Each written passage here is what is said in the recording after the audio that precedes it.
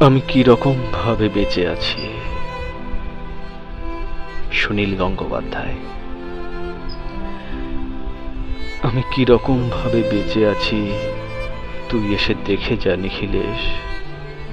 এই কি মানুষ জন্ম, নাকি শেষ পুরোহিত কঙ্কালের পাশা খেলা। প্রতি সন্ধ্যাবেলা আমার বুকের মধ্যে হাওয়া ঘুরে ওঠে, হৃদয়কে অবহেলা করে রক্ত। আমি মানুষের পায়ের কাছে কুকুর হয়ে বসে থাকি, তার ভেতরের মানুষটাকে দেখব বলে।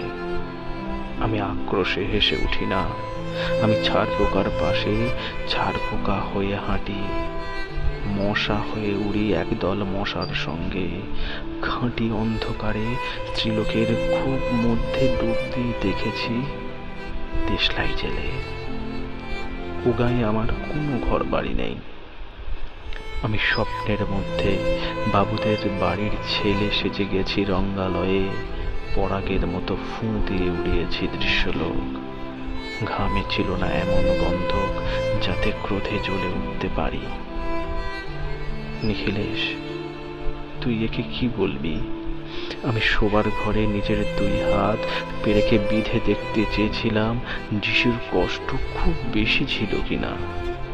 আমি ফুলের পাশে ফুল হয়ে ফুটে দেখেছি, তাকে ভালোবাসতে পারি না। আমি কপাল থেকে ঘামের মতো মুছে নিয়েছি পিতামহের নাম।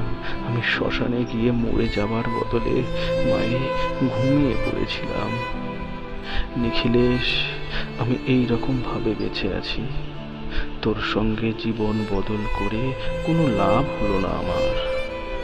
একি নদীর তরঙ্গে ছেলেবেলার মতো ডুব সাঁতার, অথবা চশমা বদলের মতো কয়েক মিনিট আলোড়ন, অথবা গভীর রাত্রে সঙ্গম নিরত দম্পতির পাশে শুয়ে পুনরায় জন্ম ভিক্ষা।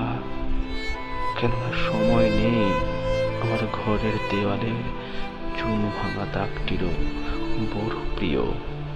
মৃত গাছটার পাশে উত্তরের হাওয়ায় কিছুটা মায়া লেগে ভুল নাম ভুল স্বপ্ন থেকে বাইরে এসে দেখি ওই পোকায় খেয়ে গেছে চিঠির বান্ডিল। তবুও অক্লেশে হলুদকে হলুদ ডাকতে পারি। আমি সর্বস্ব বন্ধক দিয়ে একবার একটি মুহূর্ত চেয়েছিলাম, একটি ব্যক্তিগত চির আওয়ার। ইচ্ছে ছিল না জানাবার এই বিশেষ কথাটা তোকে। তবু ক্রমশই বেশি করে আসে শীত। রাত্রে এরকম জলতেষ্টা আর কখনো পেত না। রোজ অন্ধকার হাতড়ে টের পাই তিনটে ইঁদুর না মুশিক। তারা কি প্রতীক্ষায় আছে? অদূরেই সংস্কৃত শ্লোক, পাপ ও দুঃখের কথা ছাড়া আর এই অবেলায় কিছুই মনে পড়ে না। আমার পূজা ও নারী হত্যার ভেতরে বেজে ওঠে সাইরেন। নিজের দুহাত যখন নিজেদের ইচ্ছে মতো কাজ করে, তখন মনে হয় ওরা সত্যিকারের। আজকাল আমার নিজের চোখ দুটো মনে হয় এক পলক সত্যি চোখ। এরকম সত্য পৃথিবীতে খুব বেশি নেই আর।